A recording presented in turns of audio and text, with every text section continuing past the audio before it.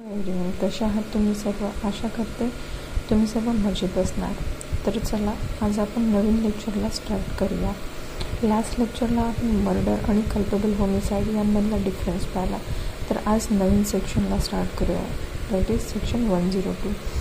याला आपण डॉक्टरीन of transfer of malice असं सुद्धा म्हणतो. आपण एक एक्झाम्पलवरून याला समजूया. फॉर एक्झाम्पल, ए हा एक व्यक्ती आहे, त्याला बीची डेथ कॉज करायची आहे, पण चुकून सीची डेथ कॉज झाली. म्हणजे एने चहा केला आणि त्या चहामध्ये आयसोसायनेट टाकला आणि ते त्याला बीला द्यायचे होते. तर चुकून तो सी पिला आणि सी पिल्यामुळे सीची डेथ कॉज झाली.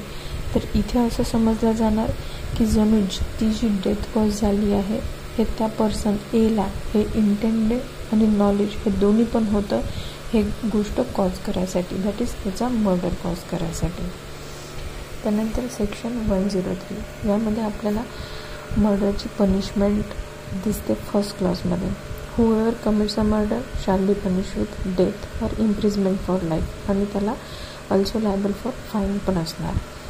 सेकंड जो आहे 103चा हा सेकंड क्लॉज हा नवीन ॲड करण्यात आला आहे. त्याला आपण मॉब लिंचिंग असं म्हणतो, ज्याची डिमांड खूप आधीपासून चालू होती.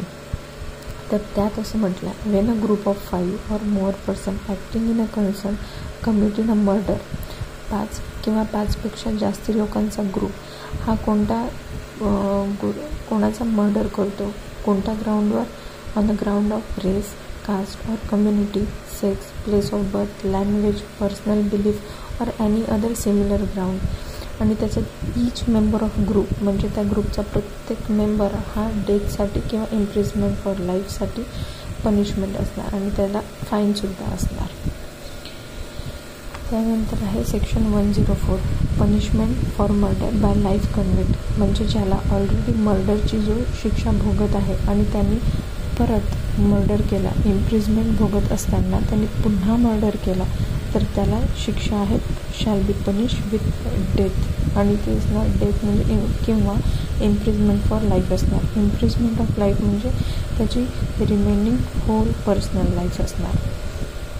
त्यानंतर section 105 punishment for culpable homicide not amounting to murder. तर त्यासाठी हूएव्हर, इथे हे जेंडर न्यूट्रल आहे, हूएव्हर जो पण कमिट करेल culpable homicide not amounting to murder, त्याला शिक्षा असणार इम्प्रिजमेंट फॉर लाईफ किंवा imprisonment not less than 5 years किंवा त्याची इम्प्रिजमेंट 10 वर्षापर्यंत. म्हणजे आपण इथं लक्षात ठेवू शकतो culpable homicide not amounting to मर्डरची पनिशमेंट इथे इम्प्रिजमेंट फॉर लाईफ असणार किंवा 5 ते 10 वर्षापर्यंत ते एक्सटेंड केले जाऊ शकणार. त्याच्यानंतर त्याचमध्ये जर समजा culpable homicide not amounting to मर्डरमध्ये एखाद्याची डेथ कॉज होते आणि त्याला इंटेन्शन पण होतं डेथ कॉज करण्याचं किंवा त्याच्या बॉडीला इंजुरी कॉज करण्याचं, तर त्याची जी पनिशमेंट असणार ती 10 वर्ष असणार. त्यानंतर section 106 causing a death by negligence. Ration negligence हा आपला आधी पण IPCमध्ये हा सेक्शन होता. तर यात हे म्हटलं आहे कोणीसुद्धा एखाद्या पर्सनची डेथ कॉज करताय by rash or negligence act, त्याच्या ॲक्टनुसार not amounting to culpable homicide, तर त्याची पनिशमेंट असणार 5 years. आणि जर समजा एखाद्या आणि सेम ॲक्ट हा जर समजा एखाद्या रजिस्टर्ड मेडिकल प्रॅक्टिशनरचा हातून तो एखादी मेडिकल प्रोसिजर परफॉर्म करताना घडला, तर त्याला पनिशमेंट असणार 2 years आणि तो फाईन पण असणार. तर यात दिलेलं आहे रजिस्टर्ड मेडिकल प्रॅक्टिशनर म्हणजे कोण, तर जो पण प्रॅक्टिशनर असणार medical qualification recognise under national medical commissioner act 2019मध्ये जो रजिस्टर असणार त्याला आपण रजिस्टर्ड मेडिकल प्रॅक्टिशनर असे म्हणू.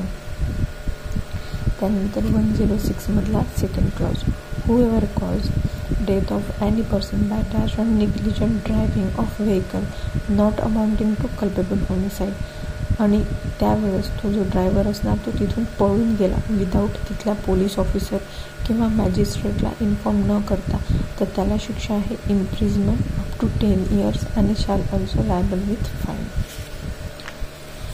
त्यानंतर सेक्शन 107 आहे एखादा कोणी पण पर्सन अबेट करतो आहे सुसाईड करायसाठी कोणाला, चिल्ड्रन्सला किंवा अनसाऊंड पर्सनला किंवा इंटॉक्सिकेटेड पर्सनला, सुसाईड करण्यासाठी, तर त्याला पनिशमेंट असणार आहे डेथ किंवा इम्प्रिजमेंट फॉर लाईफ किंवा नॉट एक्सिडिंग 10 year किंवा फाईन.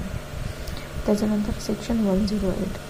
आपण 107मध्ये पाहिलं कोणत्या पर्सनला अबॉर्ट करत आहे सुसाईड करण्यासाठी, ते चिल्ड्रनला, अनसाउंड पर्सनला किंवा इंटॉक्सिकेटेड पर्सनला. तर त्याची पनिशमेंट आहे इम्प्रिजमेंट फॉर लाईफ किंवा नॉट एक्सिडिंग 10 year आणि liable also for fine. Section 108मध्ये 107च्या बाकी पर्सनला सोडून जे बाकी पर्सन आहे त्या लोकांना अबॉर्ट करत आहे सुसाईडकरिता, तर त्या पर्सनला शिक्षा किती असणार आहे, imprisonment which may be extend to 10 years आणि फाईन पण त्याला पनिशमेंट असणार. त्याच्यानंतर सेक्शन 109 अटेम्प्ट टू मर्डर. आता जर समजा कोणी मर्डर अटेम्प्ट केला तर त्याला काय शिक्षा आहे.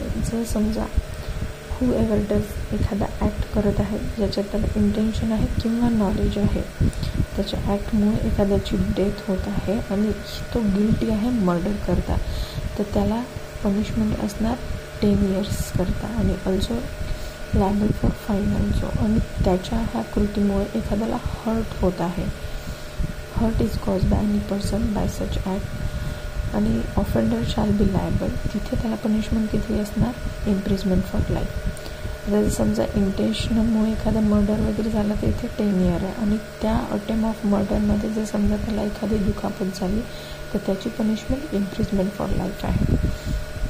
आणि त्याच्या सेकंड क्लॉजमध्ये सांगितलं आहे Wien any person offending under subsection 1 is sentence imprisonment of life आणि हर्ट जर समजा ऑलरेडी एखादा पर्सन अटेम्प्ट टू मर्डर ह्याची शिक्षा भोगतो आहे आणि त्याने परत हा गुन्हा केला म्हणजे अटेम्प्ट टू मर्डर केला आणि त्यामध्ये त्याला जर समजा समोरच्या पर्सनला हर्ट त्याने कॉज केली तर त्याची पनिशमेंट आहे पनिश विथ डेथ किंवा इम्प्रिजमेंट फॉर लाईफ किंवा पर्सनच्या नॅचरल लाईफपर्यंत त्याची शिक्षा असणार. त्याच्यानंतर section 1010 attempt to commit culpable homicide. Culpable homicide जर समजा त्यामध्ये इंटेन्शन किंवा नॉलेज आहे समोरच्याला आणि culpable homicide not amounting to murder, तर त्याची पनिशमेंट असणार आहे 3 years किंवा फाईन किंवा बोथ. आणि त्या ह्याच्यामध्ये जर समजा कोणाला हर्ट कॉज झाली आहे तर त्याची शिक्षा असणार आहे imprisonment which may extend to 7 year किंवा फाईन किंवा बोथ. तर आज ह्या सेक्शनमध्ये आपण उरलेले रिमेनिंग सेक्शन मर्डर नंतरचे पाहिले आहे. समोरच्या व्हिडिओमध्ये आपण यामध्ये नवीन ॲड ऑन झालेले सेक्शन दॅट इज 101, 111, 112 आणि 113 हे आपण 3 सेपरेट व्हिडिओमध्ये पाहूया.